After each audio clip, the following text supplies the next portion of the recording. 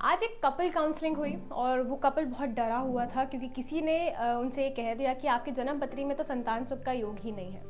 अब ऐसे टाइम पे बहुत प्रैक्टिकल बेसिस पर हमें सामने वाले की काउंसलिंग करनी पड़ती है, उसको समझाना पड़ता है, क्योंकि चाइल्ड बर्थ यानी कि संतान सुख ये एक बहुत इम्पॉर्टेंट और बहुत ब्यूटीफुल फीलिंग है हर एक कपल के लिए। तो आज हम इस कॉम्प्लिकेटेड क्वेश्चन को बहुत प्रैक्टिकल बेसिस पे आसानी से समझते हैं।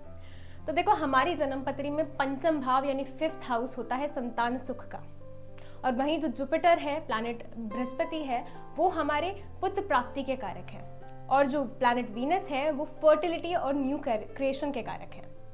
तो अब बहुत सारे एस्ट्रोलॉजर्स आपको ये कह के डरा देंगे कि अगर पंचम भाव पे यानी कि 5th हाउस पे किसी भी नेगेटिव प्लैनेट का इन्फ्लुएंस है, मेलेफिक प्लैनेट का इन्फ्लुएंस है, तो आपकी जन्म पत्री में संतान सुख ही नहीं है। बट यहाँ पे हमें ये समझना है कि अगर सैटर्न का इन्फ्लुएंस है तो it is creating a delay, वो डिनाई नहीं है, डीले क्रिएट कर रहा है। अगर राहु केतु का इन्फ्लुएंस है तो कहीं ना कहीं कंफ्यूजन क्रिएट कर रहा है, जिस कारण से हमें प्रॉब्लम आ रही है।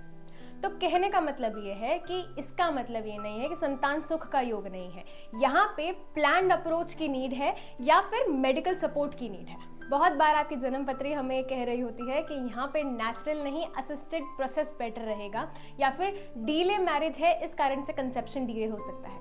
और एक बहुत इंपॉर्टेंट बात जो मैं आपको हाईलाइट करना चाहूंगी कि अगर आपकी जन्म पत्री में प्रॉब्लम का योग है तो कहीं ना कहीं वो सोल्यूशन का भी योग है। कई बारी अच्छी दशा आने पर भी वो चांसेस बनते हैं, या प्लैनेटरी सपोर्ट की बहुत नीड होती है, प्रेजेंट प्लैनेटरी सपोर्ट की बहुत नीड होती है, जिसको हम गोचर कहते हैं, या फिर जुपिटर का स्ट्रांग होना, वीक होना, ये भी बहुत मैटर करता है। तो आपकी जन्म पत्री को आपको बहुत तसल्ली से समझना है। ऐसा नहीं है कि किसी चीज़ के योग होते ही नहीं है, वो योग बन भी जाते हैं सही समय आने पे। इसलिए समय की बहुत इंपॉर्टेंस होती है। इसलिए हमेशा याद रखना कि एस्ट्रोलॉजी आपकी डेस्टिनी का ताला नहीं है, लॉक नहीं है, वो एक रोड मैप है। अगर आपने उसको बहुत तसल्ली से समझ लिया तो आपको जीवन में बहुत सारी क्लैरिटी मिल जाएंगी।